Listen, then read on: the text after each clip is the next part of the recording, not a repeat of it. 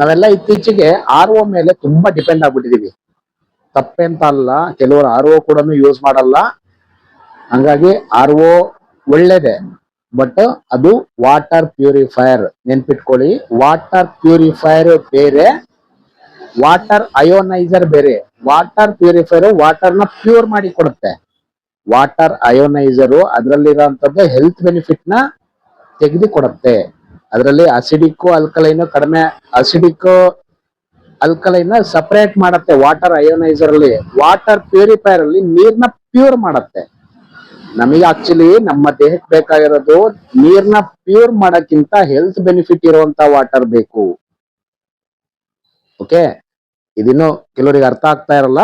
ಅದು P H ಅಂತ ಹೇಳ್ತೀವಿ. ಪಿ ಹೆಚ್ ನ ಡಿವೈಡ್ ಮಾಡುತ್ತೆ. ಇದೇ ಕೆಂಗನ್ ಮಿಷಿನ್ ಇಂದ ನಮಗೆ 11.5 ಪಿ ಹೆಚ್ ಇಂದ 2.5 ಪಿ ಹೆಚ್ ವರೆಗೂ ಎಲ್ಲಾ ತರ ನೀರು ಬರುತ್ತೆ. ಒಂದು ಮಿಷಿನ್ ಮನೆಗೆ ತಗೊಂಡ್ರೆ ಸಾಕು, ಪ್ರತಿಯೊಬ್ಬರಿಗೂ ಮನೆಯಲ್ಲಿ ಹೆಲ್ತ್ ಬೆನಿಫಿಟ್ ಮಾಡ್ಕೋಬಹುದು.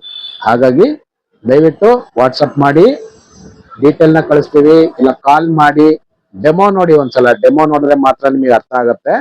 ಡೆಮೋ ನೋಡಿ.